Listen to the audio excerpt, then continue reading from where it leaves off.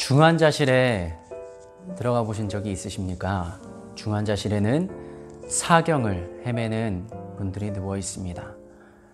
한 번의 치료로 가는 감당할 수 없고 여러 번의 치료 혹은 지속적인 치료가 필요한, 어떤 분들은 뇌사 상태에서 혼수의 촉각을 다루는 그 시간을 보내기도 합니다.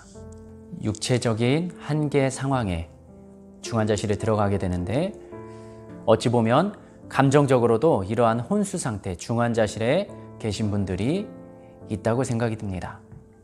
다른 사람에 비해 정서적으로 많이 눌려있는, 때문에 어떤 이야기를 들어도 반응을 잘 하지 않는 분들이 계시죠.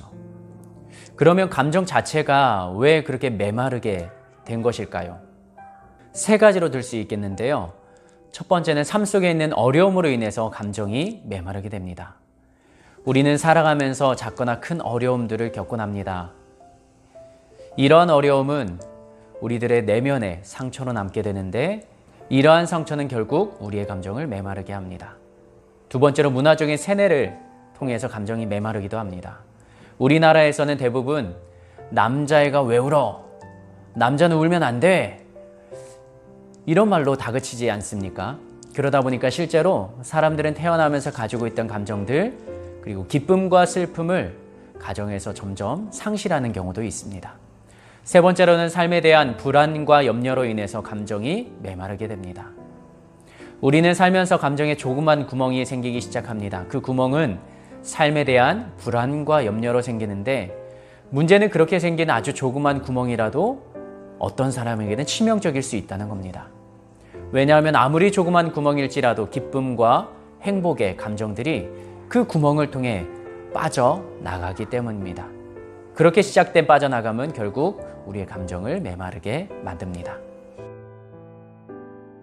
그러면 이 감정 속에 있는 기쁨, 우리는 어떻게 회복할 수 있을까요? 두 가지로 살펴볼 텐데요. 첫 번째, 우리의 기쁨을 앗아가는 내면의 적을 몰아내야 합니다. 적은 늘 우리 안에 있습니다. 우리의 풍성해질 수 있는 감정을 쪼그려뜨리는, 그것은 바로 다름 아닌 내 안에 있는 내면의 나입니다. 예를 들어서 내 인생에서 어려움은 전혀 없을 것이다 라고 장담할 수 있는 사람이 누가 있겠습니까? 우리가 진정 기쁨을 온전히 누리기 위해서는 이런 아니란 생각들을 제거하고, 또 고통은 늘 나에게 주어질 수 있고, 이 정도 고통은 이기고 나가는 사람들도 많고 나도 충분히 그럴 수 있다, 이런 연약한 불편한 감정을 제거해 버려야 우리 안에서 기쁨의 씨앗이 싹틀 수 있습니다. 둘째로, 있는 그대로 느낄 수 있는 감정을 개발해야 할 것입니다. 슬픔을 있는 그대로 느끼는 연습, 모든 것에 있어서 있는 그대로 느낄 수 있는 감정을 체크하고 확인하고, 감정 후에 따라오는 잘못된 부속물들은 제거해버려야 합니다. 슬픔 뒤에 따라오는 좌절감, 이런 것들은 우리가 쳐낼 수 있어야 합니다. 그리고 세 번째로는 감정을 표현해야 합니다. 감정을 있는 그대로 느끼고 표현한다고 해서 그것이 폭발을 의미하는 것은 아닙니다. 어떻게 감정을 잘 표현할 수 있을까? 두 가지로 체크해 보겠습니다. 첫 번째, 나 자신이 느끼는 감정을 다른 사람이 아닌 나 자신에게 표현하라. 혼잣말로 혹은 기록으로 자기 자신에게 이야기해 보시면 좋을 것입니다. 두 번째, 그 다음에 그런 감정의 표현을 하나님 앞에서 말하는 것입니다. 하나님, 저 지금 너무 힘들어요. 제가 너무 화가 났어요. 견디기 힘든 그 감정과 상황을 하나님 앞에 이야기하는 것, 이것이 바로 영적인 기도 아니겠습니까?